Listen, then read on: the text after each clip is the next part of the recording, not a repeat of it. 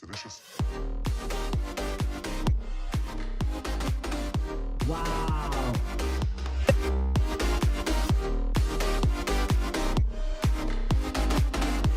Hey guys, what's going on? This is Ash here coming at you today in Clash Royale. I'm joined by the great Miniminter. Mini, welcome back to the channel, bro. How you doing, man? I'm doing great, man. Thanks for having me on again. No problem. My audience either always finds you like in a bad mood or a really good mood, or you're really mean, or you're really witty, or you're really funny. Man, you are like the most, I don't know, dynamic personality that I have here on the channel. But that's why we love you, man. How you been? I've been great, man.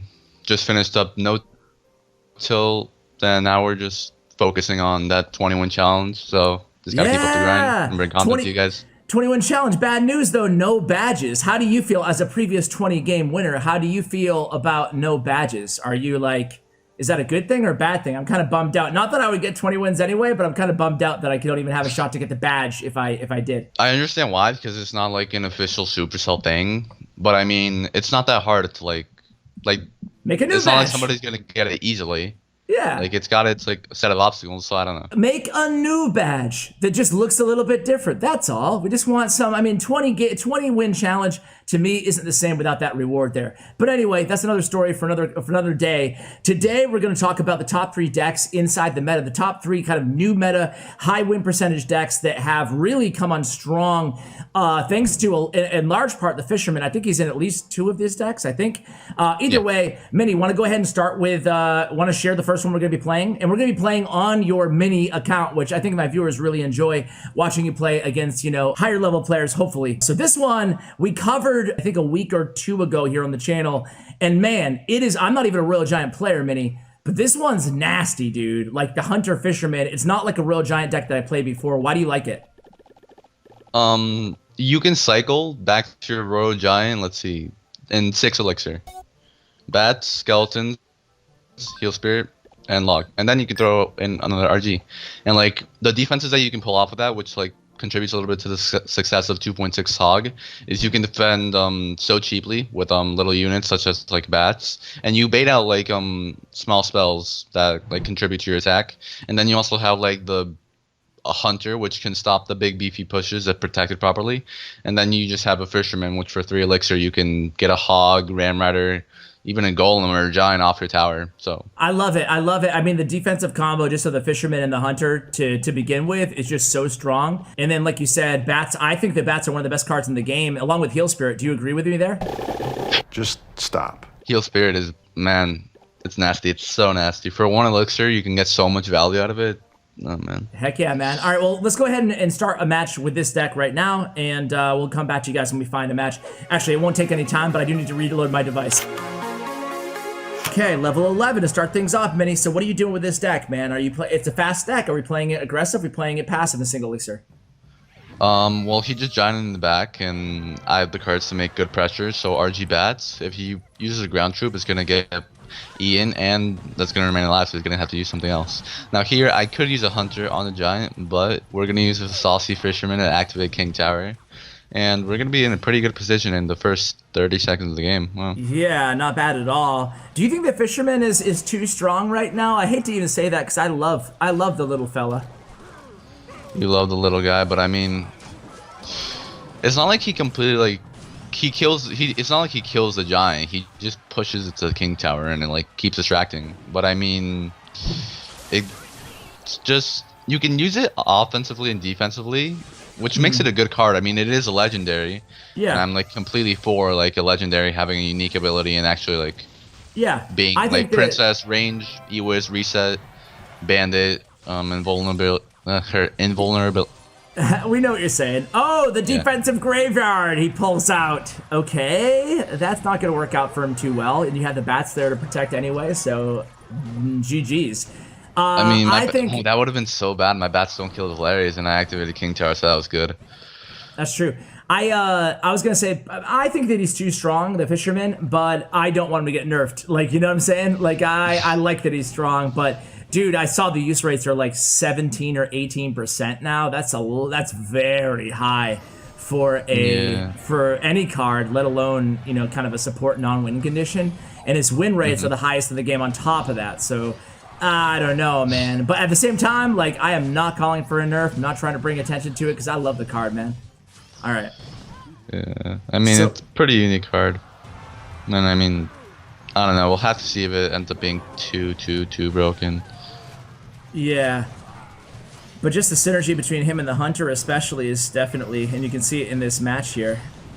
Yeah. So this guy's playing a really weird graveyard deck. I guess is what you run into kind of on mid ladder, even if they're, you know, higher level than you and over leveled. I think that sometimes there's opportunity there because, you know, people often complain about going against higher level players, and this isn't always the case, but sometimes if there's a high level player and they're low in trophies, either you're really good or they're really bad, right? Yeah. I mean, I think we'd go with the first option. Well, I mean, I'm not talking about you specifically. I'm talking about, like, there's a reason someone's maxed out at 4,000 trophies or whatever, right? Usually they're probably not that good, you know? So Yeah. I think there's opportunity there sometimes. Of course, as you get higher, that becomes less and less likely, but nice, easy victory there. I mean, we didn't get to talk a ton about the deck because I was asking you about Fisherman. Feel free to queue up the next or share the next deck, but kind of in closing thoughts, give us like 1 or 2 strategy takeaways there or tips to play that deck successfully. What should be in the forefront of your mind? Just a quick recap. Like, you guys saw that he was over leveled than me. Usually I would be a little aggressive and like play the RG at the bridge, but I like wanted to wait because I may not get like the pack out of my punch if I like just RG him and he defends my bats and RG with a like level 12 hunter that I just can't kill. So I waited for him to make the first move, pressured other lane. I had my Fisherman ready in case he wasted like a mini peck or a hunter, and that's like something that you like when you're playing this deck you have to keep in mind because it's not always like RG bats to kill like their troops. You RG, you will like wait half second, you drop the Fisherman, it pulls like its defensive unit, it kills it, and they have to respond to your RG, gets damage, and then you just defend that with Larry's because it's just one troop. I love that you mentioned that because I was going to talk about that too. I played this deck a little bit after I had it on the channel mini, and that's like the key takeaway that I agree with you, that the Fisherman with Royal Giant pulls away those mini pekkas and those hunters, and you can protect the Fisherman usually with the skeletons or the bats or whatever. So, all right, GG's on that first match. Want to go into the next one? What deck are we going to be using? Double barrel bait. Double barrel bait, man. Another 2.9 cost deck. Do you think this is a high skill meta? Usually we see cheaper decks and it means higher skill. Or do you think this is just a different meta? It's a medium skill deck, but it takes high skill to play it at a high level. You've seen this deck in CRL if you watch, like, Morton compared to, like... Oh, you're in a match. Because Morton played it. I could have watched Morton play this deck all day. Yeah. Mm-hmm. The way Morton plays it, like... Ooh, level 12 bomber, that might cause me trouble, especially... Ooh, alright, I don't like this already. But... Welcome to ladder, bro. Welcome to ladder. Welcome to ladder, man. 4.3k, level 12s. Ooh, Ram Rider. And... Oh, man. Please come back. Don't leave. Don't leave. Don't leave. Don't leave me. He's not going to leave you. Oh, he's going to leave you. He's going to leave you. He left me. That's going to hurt, but no big deal. I mean, we did do a decent amount of damage to him, and... Did more than he did. So, well, you were saying about Morton. Yeah, the way he plays the deck, because Morton is like one of the... If you think about who's the best cycle player in the game, I think Morton pops into your head. And this deck is all about maintaining control of preserving your Dark Goblin and your Knight while creating the same pressure with the barrels and skeleton barrels. And like, if we're gonna get into more advanced like plays, like you know that they don't have a spell to counter your thing, they have like something like a Valkyrie. You'll get into something like playing a Knight and the Goblin barrel, not centered but in the back, so it's not gonna take out 2 of your goblins. I'm leaking because I'm talking. What's it called? And yeah, that's more advanced, like high level play. Like if you think about it, but like a normal player, isn't gonna have too hard of a time. What's it called? Keeping up, because essentially you're just throwing barrels and defending, and delivery is a very good defensive card, which is what makes this deck so strong. And there's so much zap bait, and you have an Inferno Tower, so that's also like a crucial thing. One question I kind of have in a deck like this is, and your opponent is like, I think he's giving up. Maybe I no. Nope, I guess Oh, no. not. All right, so one thing I have a question on a deck like this though is like, how do you combine all these, like, when do you go with, obviously with Dark Goblin, I assume you just go with them on defense for the most part and then transition to offense. But the other cards, like Skeleton Barrel and Goblin Barrel, like, are you playing those cards together? Are you playing them separately? Or is it just dependent? And if so, what is it dependent on? Well, if you just saw there, like, I sparse them, I, like, what's the word? I, like, separate them by, like, to, like, so they all tank for, like, each other's, like, oh my god, that really didn't kill that Ram Rider? Wow. Remember OP? Yeah, so first, I had the Dark Goblin going, then I put a Skeleton Barrel to tank. And then I put the Knight in front of my, Dark Goblin, so that would tank. And then once it's locked onto the Knight, that's when the Goblin Barrel pops up on tower. And you just have to keep those in mind so you get the most value out of your troops. Like, the timing is really, really important. Okay, so I didn't understand your answer. I was too busy watching. What was your question? Yeah, you didn't even understand the question. Where are we? The question is, talk about the synergy between the Skeleton Barrel and the Goblin Barrel, as in, how do you play them together in the same deck? I mean, I know it's obvious, you know, you just throw the barrels, right? But, like, when are you combining both barrels together? Like, when is a good time to do that? When they do have a spell in hand, when they don't have a spell in hand, to try to pressure it out, you know? Obviously, you're not going to win the battle in your first attack. You're just going to, like, test the waters, throw a barrel, whichever one you want, whichever you feel most comfortable with. After that, this deck is 2.9 cycles. So you're probably going to start with a Knight in the back, Dark Goblin behind that, and keep in mind you have 2 barrels, so you only kind of really need a 3-card cycle. You drop one, and if they have an air troop like minions or something, you're gonna throw your barrel. If they have a Valkyrie, that's still kind of a counter to Skelly Barrel, but you're gonna drop the Skeleton Barrel and it's gonna get damage. Then after that Valkyrie goes, you're gonna throw in your barrel. So you just have to keep in mind their cycle, and based on that, you decide which barrels to throw. Okay, but do you ever throw? Do you throw them at the same time sometimes? Do you play? Sometimes I use when I know that they don't have a spell or like a Mega Knight, like in their deck, I use the Skeleton Barrel, and then the timing is you drop the Skeleton Barrel, but like half a second later you drop first you drop the Goblin Barrel, and then half a second later you drop the Goblin Barrel, and then what's it called? Skeleton Barrel. Then Skeleton Barrel tanks for the Goblin Barrel. You drop them, and then you force they're not going to be able to log because the Skeleton Barrel is not going to be dead yet. So your Goblin Barrel gets damage. Yeah, and that's like what this deck like preys on. It's like it forces such uncomfortable situations that. I mean, before Skeleton Barrel got buffed, which was when like a deck like this started to like rise, that just weren't possible. And like, I think this introduced a new like uncomfortable, like, I don't know what the word is, but like it just made a lot of things uncomfortable for like players who weren't used to dealing with this forces pressure. them. Relentless double barrel pressure just puts you in a weird position as a defender, where you're always kind of focusing on defense, and it's hard to get into your rhythm offensively. Let's go with the third deck, man. I think you have a special one selected for the third, right? Our lips, they tasted like those cigarettes. The Giant Skeleton Balloon deck. All right. This archetype's been around for a long time, but I don't think it's ever really been too dominant as it is now. Talk about the synergy between the kind of the giant skeleton balloon versus the minor balloon. How often are you using them all together? Like, what is mainly going to be the tank for my balloon here in this deck? So basically, wow, level 13, man.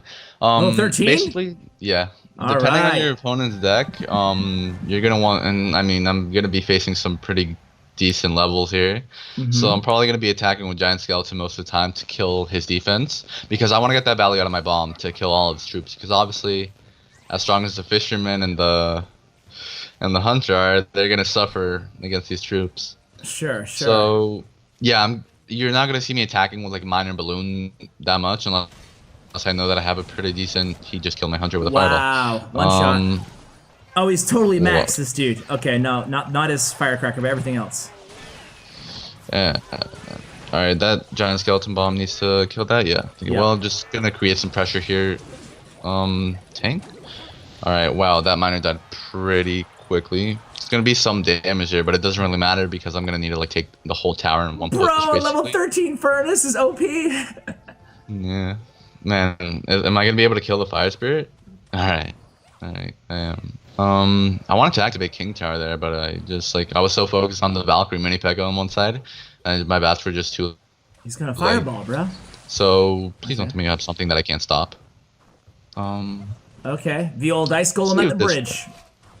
Yeah, very staple play here in top ladder. Nice. All right, that worked. So he gave I me the feel free a little bit more activation comfortable here. Okay. That Hog Rider is gonna be a nuisance the entire game. Ooh. Just one hit, please. That Valkyrie's gonna get one hit too. Okay, I'll eat that. I'm pretty sure I was up in elixir there because he spent a lot. So I'm gonna go ahead and do that. I'm gonna try and time my skeletons so one of them hits the Larry's and then one survives. And okay, never mind. Oh, I see what you're trying to do there. You're trying to get one survive to answer the second wave. I was like, why isn't he just... Yeah. I was like, why doesn't he just put the skeletons on top of it? Okay, I got you now. Yeah, kind of messed up my fisherman placement there, but that hits that. That tower is gonna go almost down. All right. Okay. All right. I can defend. I'm gonna try to defend. I don't know. Well, he's gonna. He doesn't have Skarmy in hand, so that's easy. No, he doesn't have Skarmy in hand, so that's gonna take tower. Oh no, it's not. Oh no, it's not. All right, that's fine. That's fine. No, Bats, where are you going? That's gonna be a nuisance. Okay, you have Fisherman in hand. Yeah, but I want to keep it for Hog. Yeah. Yeah. He has Fireball too. Block that so the. Ooh, let's go. All right, buddy. I think we're good here. Yeah, you got Snowball. Yep. That Firecracker's gonna die. Gonna go 8, back. 7. Stop fireballing me. All right, fireball. Wow. All right, GG's, man. What a way to end. Beating the overleveled noobs. No offense to MWB. He's from the unlucky bunch, my man. Shout out to MWB. Proving that he's unlucky, facing the great Miniminter in today's video. Any final thoughts on that deck before we let you go, man? Yeah, so I couldn't, explain it that well because obviously, let's just hope that you don't go up against level 13 with, tournament standard cards because, yep, all those are tournament standard. So level 9 versus level 13 towers and cards. But basically, let's say they have a deck heavier than 3.5. Not like a quick cycle deck. If they have a quick cycle deck, I recommend going Miner Balloon. Okay. And if you have a Hunter on the field, then that works better too because they're gonna have Bats or something cheap to take the balloon, not something like a Megaman or something. But yeah, you always want to have your Snowball ready in case they have Bats or whatever. And if they have Hunter's very meta right now, if you guys are facing a deck that Hunter's the only air defense really, this deck, if you're a mirror match here, and you have even cards, Miner Balloon at the bridge, and if they place a Hunter 3 tiles away from the tower, that's still in range of Snowball. So Miner Balloon Snowball still gets the balloon a hit on the tower, so that's just hidden tip. If you guys need to win the game, you're oh my god, he's got a Hunter, is my balloon gonna break through? Yeah. If you place your Miner, your balloon, and then time your Snowball well to hit both the tower and the Hunter, you're good. Yeah. So okay. Sounds good, man. And not everybody gets to hear that. You better use it. Okay, we'll do it, man. And as a final note here, the only card in all three of these kind of new fresh meta decks is Skeletons. Looks like Larry's are kind of back, huh? Larry's, man, people thought 4 Larry's down to 3, they're done. No, man, Larry's are back. They're in the game, and that's why you see decks here that Larry's aren't gonna counter. A Larry isn't. 3 Larrys aren't gonna counter barrels. They're not gonna stop a balloon, and they're not going to do anything against a Royal Giant. So, yeah, they're good for cycle and defense. They're good for cycle, yeah. These decks excel on your opponent having Larrys. Getting around those. Yeah. And Larrys, when, let's think about the Royal Giant deck or the Giant Skeleton deck, your opponent's probably going to try to pull it with Fisherman. You can have those Larrys at the bridge so it doesn't target your RG and the Fisherman just, walks across the bridge. Yeah, dude, absolutely. Well, hey, good job. Especially, you're right, because of the Fishermen being so popular. They're really solid against Fishermen as far as a distracting unit. But thanks again, man. I gotta run. I got a call. So we'll go ahead and let you go here and wrap this video. Thanks again for coming on, man. Appreciate it. My pleasure, man. Thanks for having me. No problem. Guys, go ahead and follow Miniminter. All his information, all his stats, all his social media will be in the show notes below for you guys, along with all 3 of these decks. Check them out in the show notes below. Guys, thank you so much for watching. A huge shout out to Bren Chong, my YouTube partner, and of course to Stutts, Royale, and to Geyser. Thank you, and as always, take care, guys.